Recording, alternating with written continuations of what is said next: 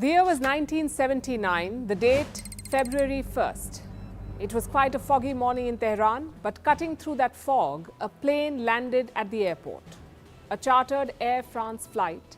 Slowly the plane came to a standstill, and from it emerged a bearded figure. A firm look on his face, a turban over his head, and a black robe trailing behind. The figure was unmistakable. It was Ayatollah Ruhollah Khomeini. He had returned to Iran after 14 years in exile. He spent that time in Iraq and France, but that Thursday morning, he was back. It's probably the most important day in Iran's modern history. Millions of people turned up to welcome him. They cheered his every move and word.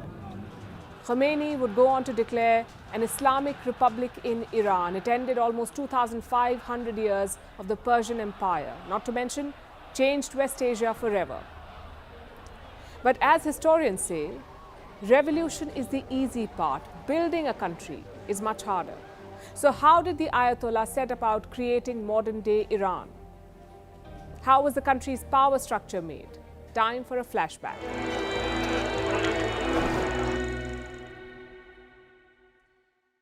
You cannot understand modern Iran without understanding Khomeini. The country is built in his image. By the 1950s and 60s, he was already popular. His claim to fame? Opposing the Shah of Iran. The Shah was a Western ally. He tried to create a secular and liberal Iran. But Khomeini despised this. His hardline politics eventually got him exiled. In 1964, he moved to Iraq. It was here that Khomeini created the foundations of an Islamic state. But every state needs a glue. In democracies, it's the people. In monarchies, it's the royal family. What would that glue be in Iran? Khomeini settled on the Shia Muslim clergy. This concept was called Velayat-e-Faqih, or guardianship of the Islamic jurist. He explained it in a series of lectures which became a book. Khomeini said God created Islam to be followed as per the divine law, what is called the Sharia. And who knows the Sharia best? The Muslim clerics. So he said it's natural for the clerics to rule Iran. This concept was added to Iran's constitution, but not without drama. By 1978, it was clear that the Shah's regime would fall. It was only a question of when. So Khomeini's allies began making a draft constitution. It was said to be a progressive one. Separation of powers, United Nations Charter, no Velayat-e-Faqih, and no supreme leader. Khomeini brought this draft with him to Iran. In public, he said it was a nice document. And this is where we see shades of Khomeini, the politician. You see, the Iran of 1979 had many powerful groups. You had the Kurds, you had the working class, you also had the Marxists. So Khomeini did not want to rock the boat at first. But slowly, he made his intentions clear. First, he organized a nationwide referendum. And the question was simple. Should Iran be an Islamic republic or not? 98.2% voters said yes. So Khomeini announced his next step. He cancelled support for a proposed constituent assembly. This assembly was supposed to ratify the draft, but Khomeini said no need. Instead, he formed another body, the Assembly of Experts. Around 72 delegates were elected to this body. 55 of them were clerics. You can guess what happened next. This assembly overhauled Iran's draft constitution. It enshrined Velayat-e-Faqih, focused heavily on the Sharia, and made Khomeini supreme leader for life.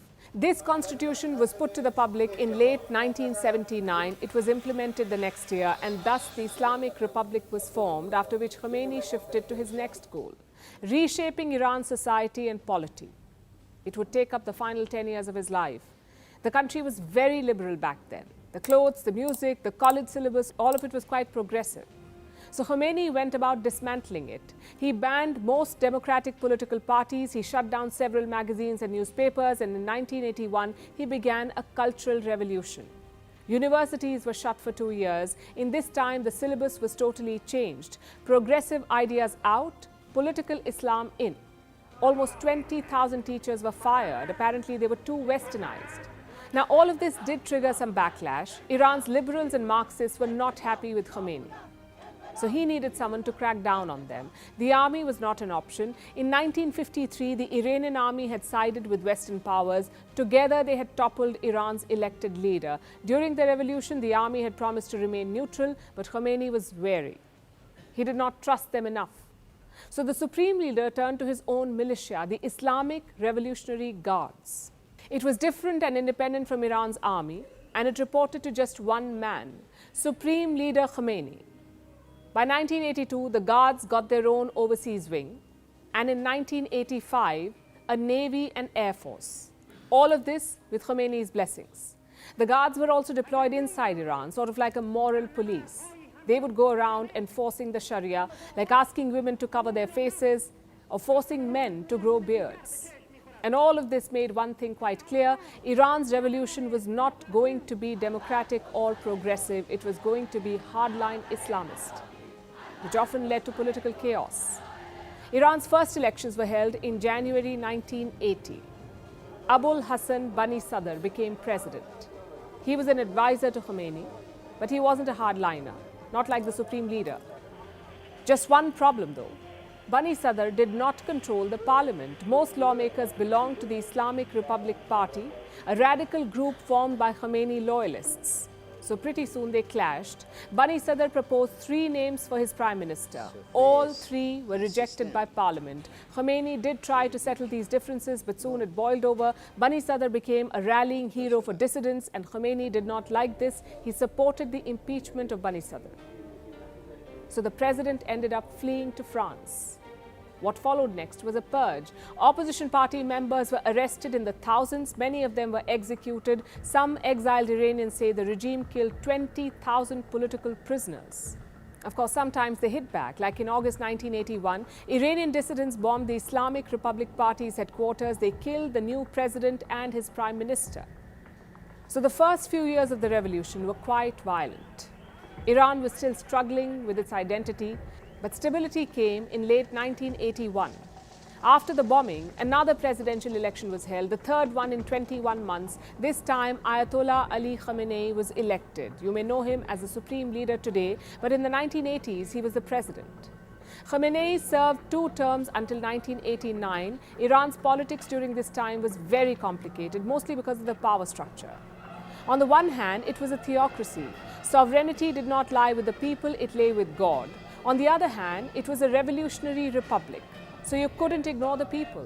This hybrid structure led to a lot of complications, not to mention bickering. First, you have the president.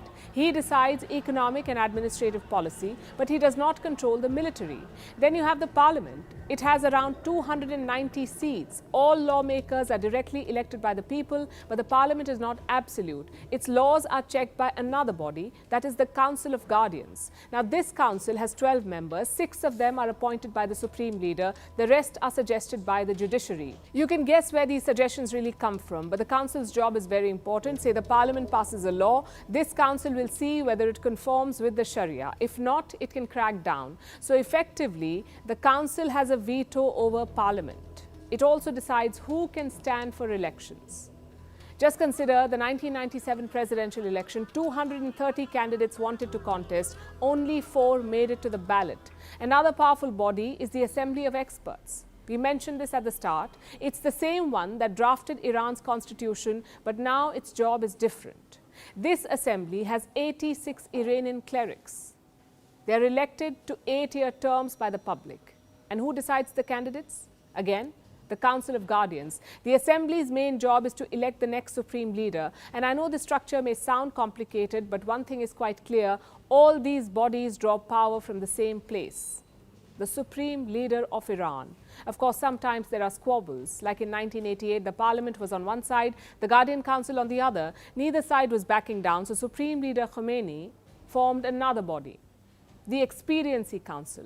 It has more than 30 members, and most of them are hardliners. Do you see the strategy here? Iran has created multiple bodies and councils to distribute power, to check and balance each other. But in reality, it's an illusion to shield the real power in the country, which is the supreme leader. Again, let's look at the 1997 election. It was a watershed moment in Iran because the reformists beat the hardliners. Mohammad Khatami became president. He was re-elected by a landslide in 2001. So in the next election, the Guardian Council stepped in. In 2004, they disqualified thousands of reformist candidates, so the hardliners won the parliament. We saw that again in the last election. Hassan Rouhani had been president from 2013 to 2021. He was widely regarded as a moderate. So in the 2021 election, the Guardian stepped in again. They disqualified 585 candidates. Only 7 were left on the ballot. All 7 were hardliners. So the trend is pretty clear. Every few years, Iran has a moderate wave, but it's snuffed out by the clerics and guardians. Supreme leader 1, democracy 0. The question is, what does the future hold? Can any group challenge the regime in Iran? The obvious candidate would have been the army, but it's a shadow of its former self. From 1980 to 1988, the army fought a war with Iraq. They lost around 250,000 men, and since then the army has been stationed at the border, far away from the power center. Plus, it's been purged of dissidents. Thousands of officers were fired or detained in the 1980s. Their loyalties were questioned. So the army is weak. What about a clerical power struggle? Ayatollah Khomeini is almost 84 years old. Surely succession is on everyone's mind. And the last one was quite dramatic. Khomeini's chosen heir apparent was Hussein Ali Montazeri, an Ayatollah and disciple of Khomeini. But in 1988, he criticized the regime. He opposed the detentions and executions. So Montazeri was stripped of his role. The next year, in 1989, Khomeini died. So the Assembly of Experts selected a junior cleric, Ayatollah Ali Khamenei. As for who will succeed him, it's not clear. Khamenei has not named a successor, but current President Ibrahim Raisi is said to be a front-runner. The revolutionary regime is almost 45 years old, which is young in relative terms. It has done a lot to strengthen its position, from domestic crackdowns to creating an alliance of proxies in the region. But what it hasn't done is welfare. Iran's economy has struggled to break free under the regime, mostly because of sanctions. There is also discontent about conservative laws, like the ones around hijab. So the key to sustaining the revolution could be modernizing it. But the flip side is this: a modernized revolution is a slippery slope. We saw that with the Soviet Union. When they modernized their revolution, the regime collapsed. I guess striking a balance will be key.